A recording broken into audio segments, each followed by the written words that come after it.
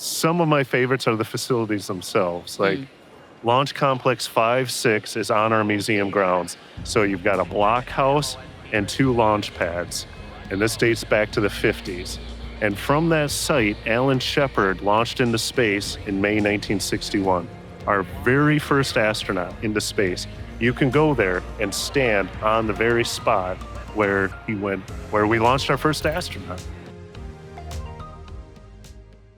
Were you a space nerd before you took this job? Sorry, as a space nerd, I'm asking, like you are now, obviously, but were you before you took this job? Honestly, not really. Okay, I mean, cool. As a kid, I had the space shuttle toys. We watched some space shuttle missions. I remember in the 80s coming down to Florida from Michigan, where I was from, and watching a shuttle launch. Oh, you lucky duck. I'm sorry. I was like, fellow 80s cool. kid, like, I am so jelly. That was cool. I mean, I could picture it today, the big plume of smoke from those solid rocket So you've got boosters, some proper space credentials from childhood. I'm just saying, because I didn't do any of that. But it wasn't, my education, my training. It was all material culture, preservation, interpretation, museum development, all of this stuff. Space wasn't even in that equation, but I'm a history geek to the core, and there's exceptional history around our space program. Oh, I would imagine. And I really want to visit your museum, so I'm just like, this is partly me just going like, I really want to go. Okay, so now, tell me a bit about the museum. As someone who has never been, genuinely, and really wants to go, tell me what I'm missing. All right, well, we opened in 1966. We've been around for a while. So it opened as the Air Force Space Museum, and it's evolved over time into the Air Force Space and Missile Museum. And then a few years ago, we upgraded the name or transitioned the name to keep up with the times and the installation to the Cape Canaveral Space Force Museum. But it's a very unique entity. It started at Launch Complex 26, which is where America entered the space age. And it grew into this big rocket garden with 50 rockets and missiles on display.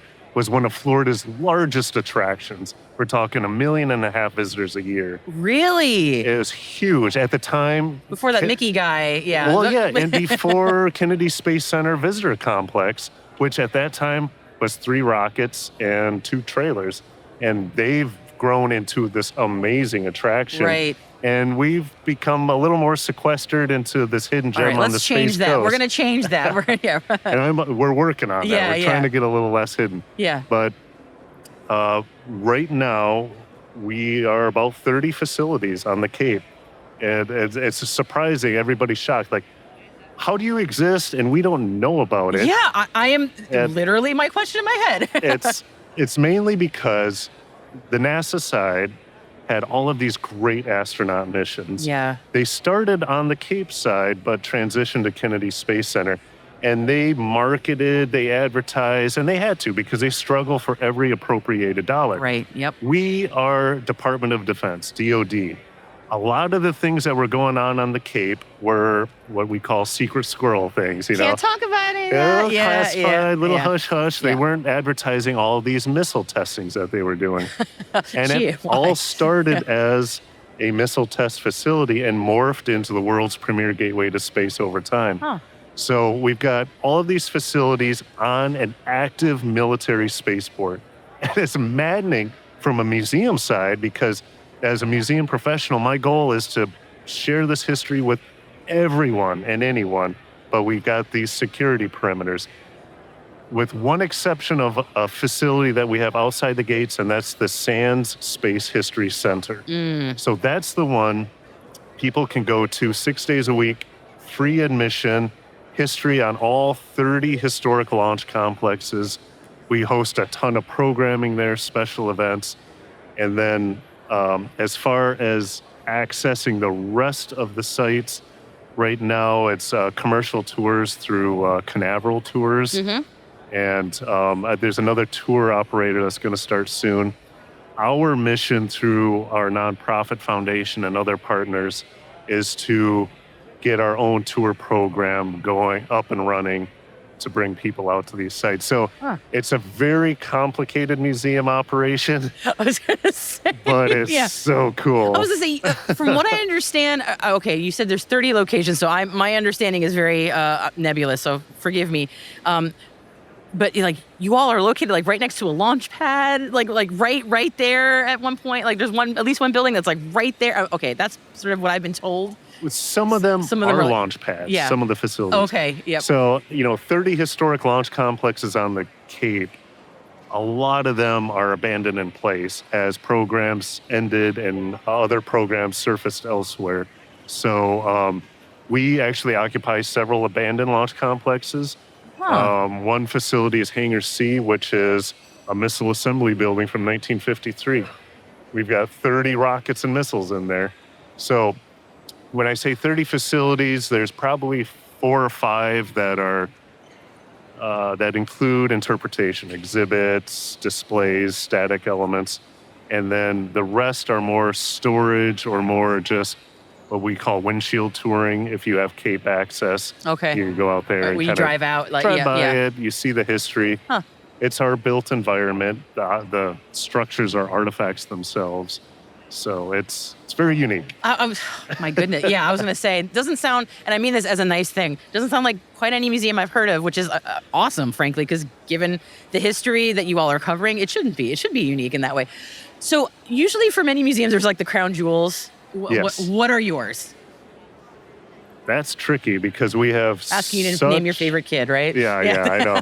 Every museum person gets that question. What's your favorite artifact? And for me, that changes depending on the type of research or programming we're working on. Fair enough, yep. So one day it's our Snark missile, which you gotta love the name. Snark. Your what? Snark missile. Okay, it's legit. It's a Snark. It's our first intercontinental cruise missile. Okay, that is not so funny. And beautiful. It's a beautiful rocket. Oh, it's not a rocket. It's jet powered. Yeah. But the name is great. Is marvelous. Yeah, that. And it's got a little whimsy behind it. Jack Northrop back in the day grew up on Lewis Carroll stories. Think Alice in Wonderland. Yeah. Well, one of those was a nonsense poem called The Hunting of the Snark. And so the Snark was a name he extracted from his childhood and assigned to this nuclear-tipped cruise missile. There's some dark humor there that you got to kind of love. All right, I'll give you that one. All right, that's pretty great. So that's one of my favorites. Yeah. Some of my favorites are the facilities themselves. Like Launch Complex 5-6 is on our museum grounds. So you've got a blockhouse and 2 launch pads. And this dates back to the 50s. And from that site, Alan Shepard launched into space in May 1961. Our very first astronaut into space. You can go there and stand on the very spot where he went, where we launched our first astronaut. So what sets us apart from a lot of space museums out there is that in situ history. You can go to space museums all over the world, see amazing hardware, amazing personal effects, spacesuits, capsules, but we offer the only experience where you could stand on the spot, walk in the footsteps of Dr. Wernher von Braun, of astronaut John Glenn, and just get inspired on this amazing space history. It all started out there. I want to go there right now. I'm just like, when am I going? Oh my God. Okay.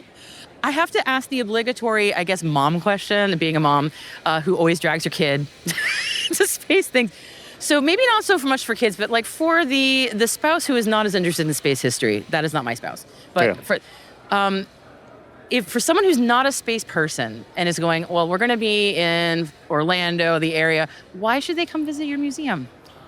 Well, museums contend with this all the time because, working presidential history for the longest time, you would have that one family member. The reluctant one. Who was, you had the one that was a super fan of presidential history. Yeah. Dragging the rest of the family to the site. Like, let's go to the Gerald Ford Presidential Museum. And the others are like, thanks, Dad. I mean, not the stereotype, but. Yeah. Sometimes it's just some little prodigy kid. But that's true.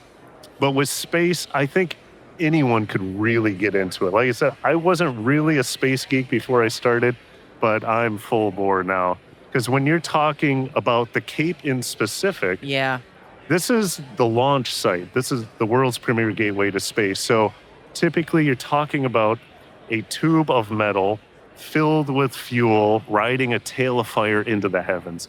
I mean, you gotta appreciate the sheer awesomeness of that, even if you're not a fan. So when you come to like the Sand Space History Center, you see rocket engines, you see the capsules, the launch consoles.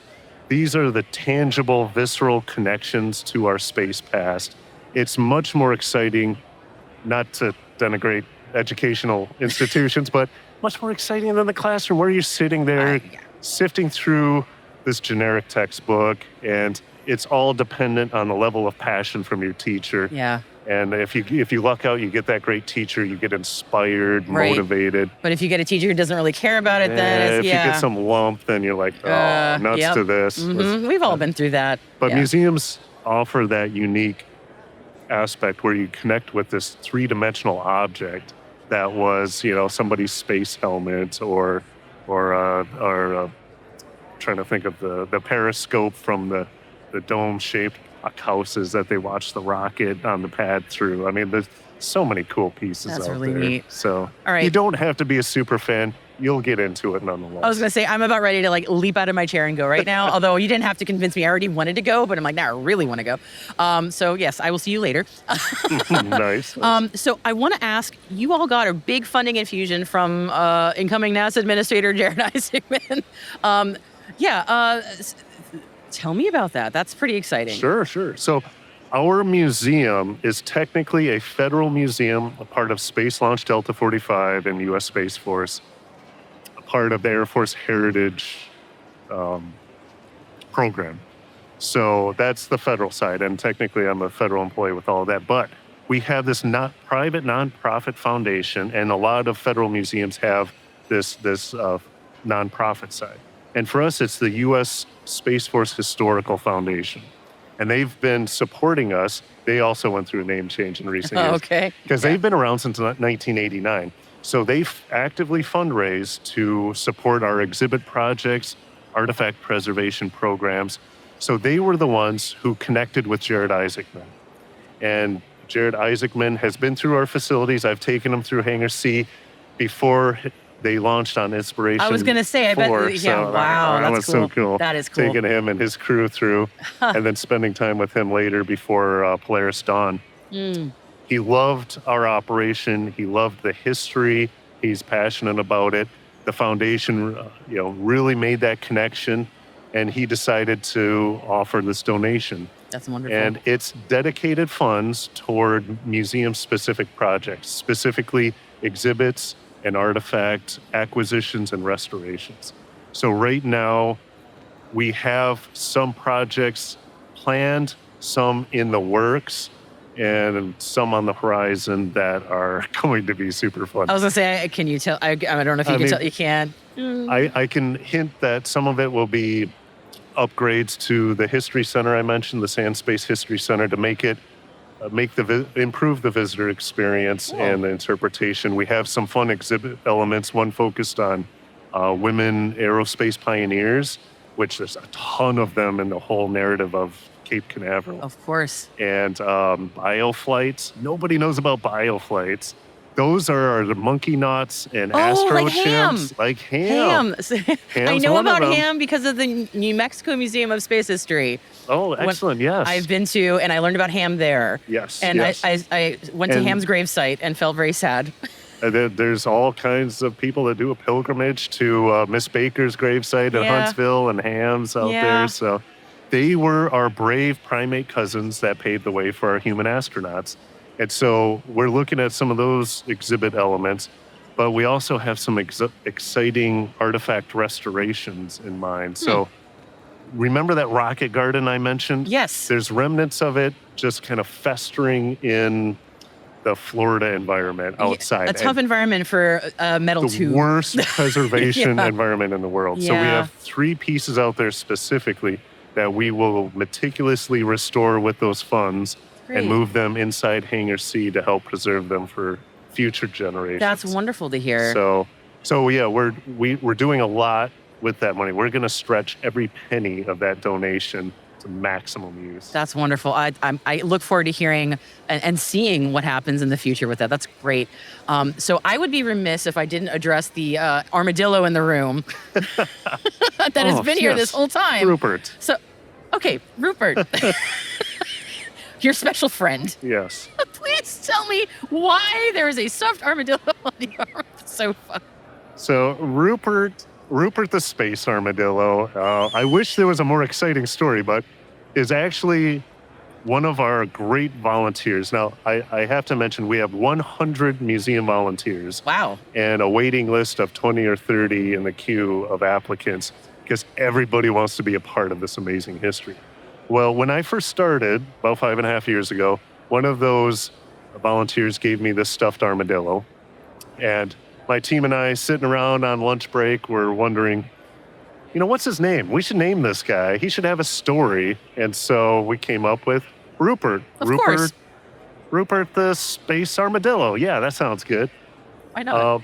And Rupert was born. Now, he has a whole biography on our website. His adventures, #follow Rupert, are all over our social media channels. He's all over the Cape. He's a space aficionado himself.